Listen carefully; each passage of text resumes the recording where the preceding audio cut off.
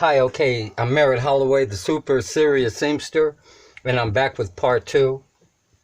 Okay, what I did was I tore the bags, and so, but I ironed them. Okay, I just felt like that they were gonna go better, and then I also ironed the straps. Okay, one thing about sewing is that you have to really, if you don't like ironing, you just have to really like it. In fact, whatever your weakness is, you want to make that your strength. In fact, a lot of things about making these bags, probably they were kind of hard and I didn't like to do them, but the more I did them, the better it got. Okay, so anyway, so right now that I've sewn half of the bag, now comes the time when I can put appliques or decorations on them, and then that personalizes each bag. And so everyone is sort of like an original. So here's one particular decoration that I have. And also, I also have that one in red. Okay, I'm not going to use red right now because I would have to change the thread. But so I have this decoration. And so, you can put these on the bag, just to kind of decorate them and make them look, spiff them up or whatever. Now, for me, because I'm a man, I'm not gonna carry this around. Although, I have some female friends, and so, I'll give them some. I'm really trying to make a sale. They never buy anything, so I just give it to them. But that's neither here nor there. So anyway, I'm gonna put one of these decorations on, and then I also have some fabrics. In fact, oh, here's some more decorations I have right here. This came with this order that I just purchased. But anyway, so I got this Swede and Sexy. I have this in 2 colors. And then I have this. I have a whole bunch of unbelievable, a ton of stuff. But that's neither here nor there. So this is basically what the bag is going to look like. Not quite this big. Okay, this one is a little bit bigger. These are a little bit smaller. This zipper, I can tell by the size of this zipper. I think this is a 7-inch zipper. But anyway, so the bags, they look like this. They have a little handle. And then some of them, like I have these different kind of fabrics. And so I'm going to sew them on there. Like I have a music fabric. So as an example, and these are 2 of the bags that I found that I was making earlier when I was talking about the strap. So it has the matching blue thread. So chances are I'll probably put the blue thread back on. But anyway, so right here, say as an example, I'll put the musical fabric right there, or different other ones. Like I have a cowboy fabric, and then I have another musical fabric. So anyway, so let's get started. So anyway, now that I've done half of the zipper, the next step is to if I'm gonna put an applique. Usually I put something on the bags, although lately I've been making just straight bags. So I want to go for this one because this one is a brand new one that I just got, and I want to try it out. I really believe it should be on a larger bag than this one. It should be on that one with the black zipper, but I think that blue jean fabric, that is going to be too dark. Plus putting this blue thread on it is gonna be a little bit. I noticed this light was working. Yeah, I knew it wouldn't. But anyway, so I'm just gonna sew this around as best I can. I'm gonna just try to sew it really all the way around on the little end part that's and so in a way sometimes you have to do it by hand to make those corners. And then because this has beads on it, you really kind of have to be careful not to sew on the beads, although the beads are not on the corner, so it should be okay. But it's making it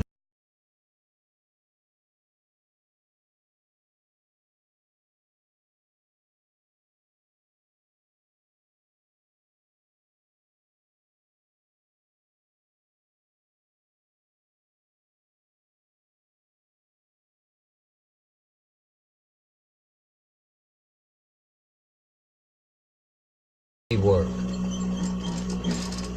But the reason I bought my machine from him is because I could go in his shop and then I have access to the shop. Like I don't mean go behind the counter, but like I can go in the back and get other little parts, and not little, even some big parts. Okay, but you know, and then I can make deals on other stuff. Or if I would go to another sewing machine store, like I'm not gonna have that kind of access.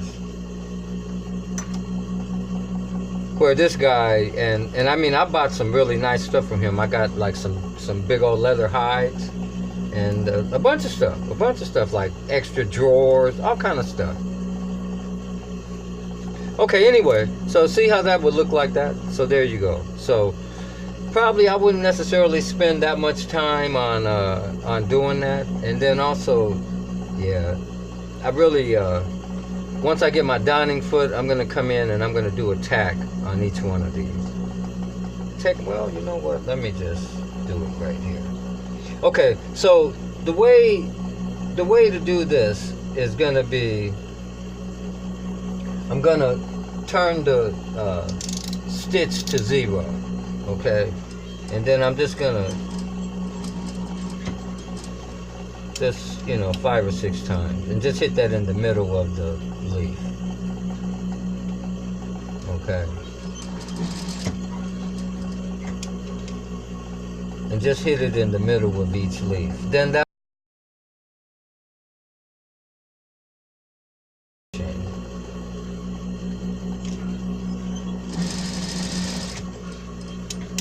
okay, so I think that's good. Okay, yeah, you can see that's much better. Okay, that's much better. So instead of having it at 0, you want to have it at like two notches away. Way less than 1 though. Just enough so that it's not stitching in the same place. It has a little, your anchoring is being anchored. This is just an anchor stitch.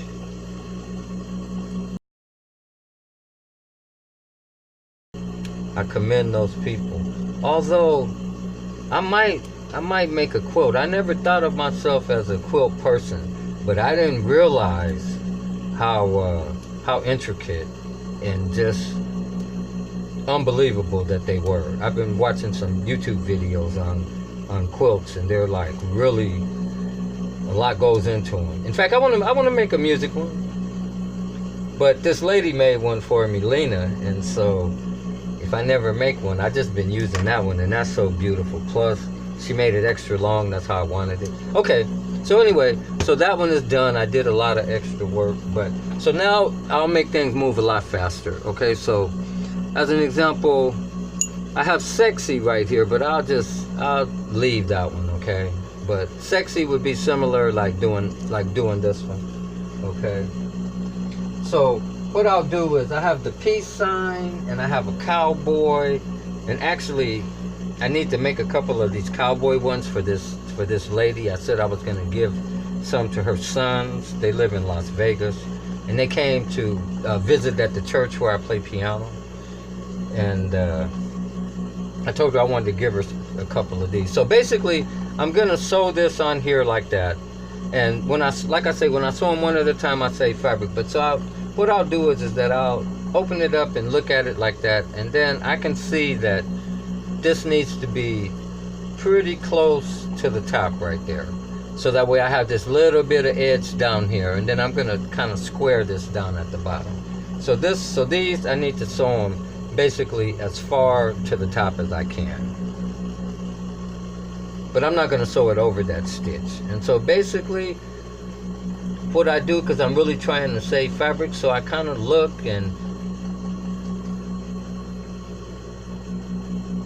now the one good thing is that this is the same blue thread that I'm using. Okay, now I'm going to go back to the regular stitch, which I have it at about 4 out of 5. Okay, but so anyway, so what I do is that I sew them like this. Okay, and as you can see, like I'm kind of close to that top stitch, about a 1/4 of an inch away.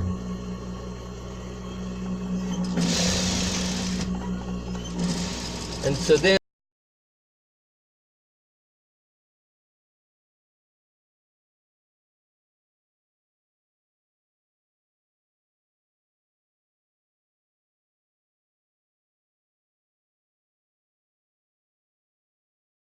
feed them or something.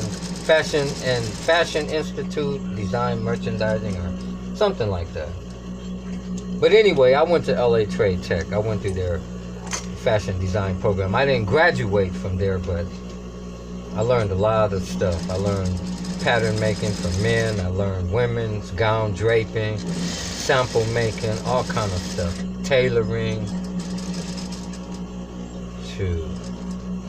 I owe a lot to LA Trade Tech. So in fact, I would tell people, if you don't like what I'm wearing, you know, I'm too loud or whatever, well, you have to blame the teachers that taught me. Okay, so anyway, so now when I'm gonna cut these, okay, like I cut them by hand, and what I do is I fold them over, okay, and then I just kind of throw a little crease in them like that, and then I use my scissors, okay, and then I just cut them just like that. Okay, so that's one, and then did I have another one on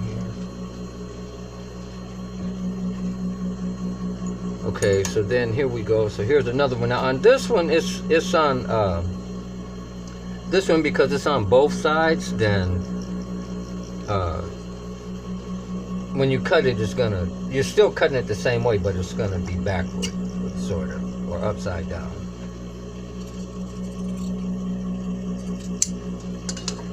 Okay, so that's two. And so what I'll try to do is since I have these 5 right here,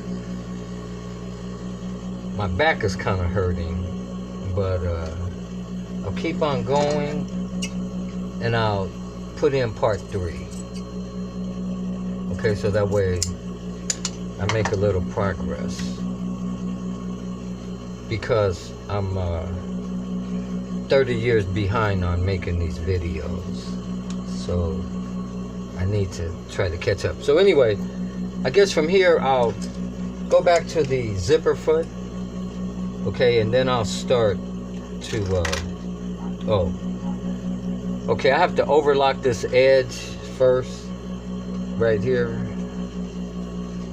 this edge. So I'm gonna take a break. You saw me overlocking earlier. In fact, maybe I'll hook up the overlock, the camera, and then we'll talk about the overlock. So I have to overlock this, so let me move to the overlock. Okay, so